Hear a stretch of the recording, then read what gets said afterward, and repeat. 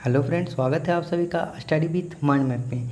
इस वीडियो में हम देखेंगे 3 फेज इंडक्शन मोटर को विथ माइंड मैप के जरिए। आप माइंड मैप कर लीजिए या तो शॉर्ट नोट्स कर लीजिए। यह जो वीडियो बनाया जा रहा है केवल और केवल रिवीजन पर्पस से बनाया जा रहा है। हम यह मानकर चल रहे हैं कि आप 3 फेज इंडक्शन मोटर को कहीं डिटेल में पढ़े होंगे ज़रूर।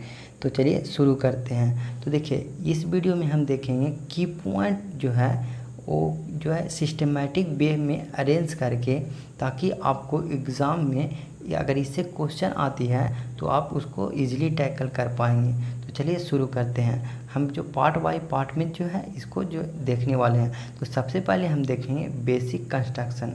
तो देखिए, बेसिक कंस्ट्रक्शन जो होती है 3 फेज इंडक्शन मोटर का, बेसिक 2 प्रकार की मतलब कि हम बांट सकते हैं 2 प्रकार में। एक को बोलेंगे स्टेटर और दूसरे को बोलेंगे रोटर। जो स्टेशनरी पार्ट होती है उसको बोलते हैं स्टेटर, और जो रोटेटिंग पार्ट होती है 3 फेज इंडक्शन मोटर में उसको हम बोलते हैं रोटर। तो चलिए पहले हम देख लेंगे, किसको देखेंगे? स्टेटर को। तो देखिए, स्टेटर जो होती है बेसिक 3 पार्ट से मिलकर बनी होती है। फर्स्ट पार्ट को हम बोलेंगे फ्रेम, सेकंड पार्ट को बोलते हैं स्टेटर कोर, और थर्ड पार्ट को बोलते हैं स्टेटर बाइंडिंग। तो चलिए सबसे पहले हम बात करेंगे फ्रेम को। तो देखिए, फ्रेम जो होता है बेसिक जो क्या काम करता है, यह जो है सपोर्टिंग प्रोवाइड करने का काम करता है। अगर हम दूसरा बात करते हैं क्या काम करता है, यह जो है प्रोटेक्शन जो है प्रोवाइड करता है, इनर पार्ट को जो है प्रोटेक्ट करता है, जिसमें धूलकण से भी बचाता है। अगर हम बात करते हैं यह किस चीज़ से बना होता है, तो अगर लार्ज मशीन में अगर देखें तो फैब्रिकेटेड कास्ट आयरन का बना होता है। अगर हम स्मॉल मशीन में अगर देखें तो कास्ट आयरन का बना होता है जनरली। अगर हम बात करते हैं स्टेटर कोर, तो स्टेटर कोर जो होता है इसको पे 3 फेज बाइंडिंग को लपेटा जाता है। यह जो बेसिक जो है किस मटेरियल का बना होता है आयरन कोर, स्टेटर कोर, तो यानी कि लैमिनेटेड सिलिकॉन स्टील को का बना होता है। सिलिकॉन स्टील का यूज़ इसलिए करते हैं फ्रेंड, ताकि जो सिलिकॉन स्टील का जो परमिएबिलिटी होती है सफिशिएंट परमिएबिलिटी होती है, जिससे कि जो हिस्टैरिसीस लॉस होता है वो रिड्यूस हो जाता है। और वीडी करंट लॉस को रिड्यूस करने के लिए इसको लैमिनेट कर देते हैं। अगर इसके थिकनेस की बात करते हैं तो कितना होती है, तो 0.3 से लेके 0.5 mm तक इसका थिकनेस होता है स्टेटर कोर का। अगर हम बात करते हैं स्टेटर बाइंडिंग, तो स्टेटर बाइंडिंग जो हो सकती है वो स्टार बाइंडिंग भी हो सकती है और डेल्टा बाइंडिंग भी हो सकती है। इसमें जो है 6 टर्मिनल होता है। अगर हम बात करते हैं प्रत्येक फेज में 2 टर्मिनल होता है। तो यहाँ पे हम लोग स्टेटर से रिलेटेड जितना भी इम्पोर्टेंट पॉइंट बन सकता था उसको डिस्कस कर लिए हैं। उसके बाद हम बढ़ते हैं द रोटर।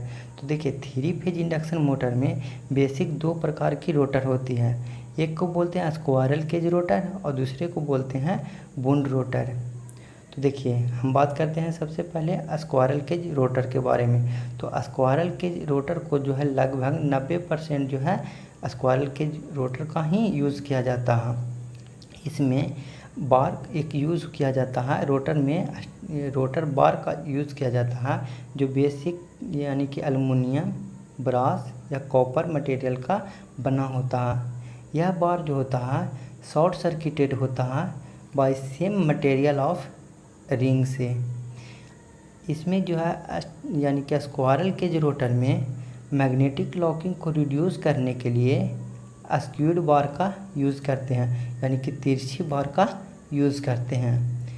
इसमें किसी भी प्रकार का ना तो स्लिप रिंग का और ना ही ब्रश का यूज़ किया जाता है।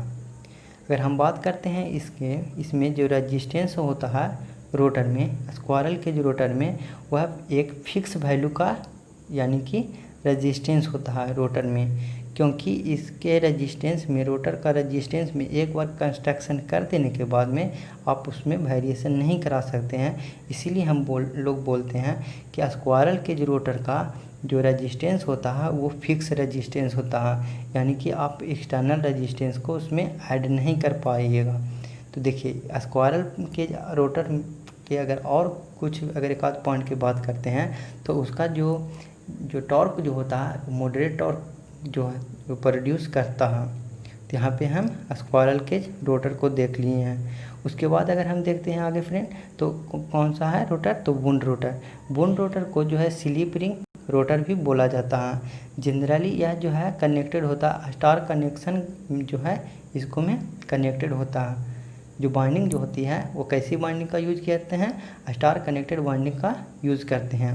इसमें जो स्लिप रिंग का यूज़ किया जाता है वह बेसिक जो है कॉपर मटेरियल का बना होता है। अगर नंबर ऑफ जो है स्लिप रिंग की बात करते हैं वुंड रोटर में, वो कितना होता है, तो 3 जो है यानी कि 3 जो है स्लिप रिंग का यूज़ किया जाता है वुंड रोटर में। जो रोटर का रेजिस्टेंस होता है इसमें हम लोग वैरी करा सकते हैं, इसीलिए जो स्टार्टिंग टॉर्क जो होता है वो हाई स्टार्टिंग टॉर्क प्रोड्यूस कर सकता है वुंड रोटर। बट स्क्वायरल के जो रोटर जो होता है मॉडरेट जो है टॉर्क यानी कि प्रोड्यूस करता है एट स्टार्टिंग। उसके बाद अगर हम बात करते हैं तो एयर गैप जो होती है स्टेटर और रोटर के बीच में वो लगभग 0.3 to 0.35 mm लेते हैं स्मॉल और मीडियम मशीन के लिए। अगर हम बात करते हैं लार्ज मशीन में तो एयर गैप जो है कुछ जो है ज़्यादा लेते हैं, 1 mm से लेके 1.5 mm तक जो है एयर गैप लेते हैं स्टेटर और रोटर के बीच में। अगर हम बात करते हैं जो स्लॉट जो होती है वो किस तरीका के स्लॉट को यूज़ करते हैं 3 फेज इंडक्शन मोटर में, तो बेसिकली जो जनरली जो यूज़ किया जाता है सेमी ओपन जो है स्लॉट का मोस्टली यूज़ किया जाता है। तो यहाँ पे हम कंस्ट्रक्शन जो भी था इम्पोर्टेंट पॉइंट जो 3 फेज इंडक्शन मोटर से बन सकता था उसको हम लोग यहाँ पे सिस्टमेटिक वे में जो है देख लिए हैं। उसके बाद अगर हम आगे बढ़ते हैं तो बेसिक ऑपरेशन के बारे में हम समझते हैं। तो देखिए बेसिक ऑपरेशन में सबसे पहले हम समझेंगे सप्लाई। इसमें जो है 3 फेज इंडक्शन मोटर में हम लोग 3 फेज एसी सप्लाई जो है देते हैं। 3 फेज एसी सप्लाई देने से रोटेटिंग मैग्नेटिक फील्ड प्रोड्यूस होती है। अगर इस रोटेटिंग मैग्नेटिक फील्ड का अगर मैग्नीट्यूड की अगर बात करते हैं तो इसका मैग्नीट्यूड होता है 3/2 φm जो होता है इसका मैग्नीट्यूड होता है। अगर हम बात करते हैं इसका रोटेशन, तो रोटेशन को जो मैग्नेटिक फील्ड जो प्रोड्यूस हुआ वो रोटेट कर रहा है सिंक्रोनस स्पीड पे। अगर हम इस रोटेटिंग मैग्नेटिक फील्ड को अगर हम रिवर्स करना चाहें तो कैसे कर सकते हैं, तो फेज सीक्वेंस के चेंज करके। और फेज सीक्वेंस कैसे चेंज होगी, तो किसी भी 2 टर्मिनल को अगर हम इंटरचेंज कर देंगे तो वह फेज सीक्वेंस रिवर्स हो जाएगा। और फेज सीक्वेंस जो है चेंज होगा तो यानी कि रोटेशन जो है ऑफ मैग्नेटिक फील्ड का वो यानी कि रिवर्स हो जाएगा। और अगर rotation of magnetic field reverse हो जाएगा तो रोटेशन ऑफ रोटर है वो भी रिवर्स हो जाएगा। इसके बाद अगर हम बात करते हैं रोटेशन ऑफ मैग्नेटिक फील्ड, वह जो रोटेट करती है सिंक्रोनस स्पीड से उसको हम लोग रिप्रेजेंट करते हैं NS से। अगर हम बात करते हैं rotor of speed of rotor, यानी कि स्पीड ऑफ रोटर जो होती है वो लेस देन सिंक्रोनस स्पीड से रोटेट करती है, इसको जो है रिप्रेजेंट करते हैं A0 से। चलिए उसके बाद हम देखते हैं रिलेटिव स्पीड। रिलेटिव स्पीड जो होती है यानी कि हम यहाँ पे देखेंगे, तो देखिए रिलेटिव स्पीड में सबसे पहले हम देखेंगे स्पीड ऑफ रोटेट यानी कि stator magnetic field with respect to stator. तो देखिए यहाँ पे स्टेटर जो होती है स्टेशनरी होती है, यानी कि स्टेटर जो है रोटेशन क्या है यानी कि 0 स्पीड है, तो यानी कि यहाँ पे speed of stator magnetic field with respect to stator क्या हो जाएगा, यानी कि NS स्पीड हो जाएगा। अगर हम बात करते हैं speed of stator magnetic field with respect to rotor, तो कितना यानी कि रोटर जो रोटेट करता है NR से, और यानी कि रोटेटिंग मैग्नेटिक फील्ड जो होती है रोटेट करती है NS स्पीड से, तो यानी कि इसके बीच में जो रिलेटिव स्पीड होता है वो कितना होता है NS माइनस में NR।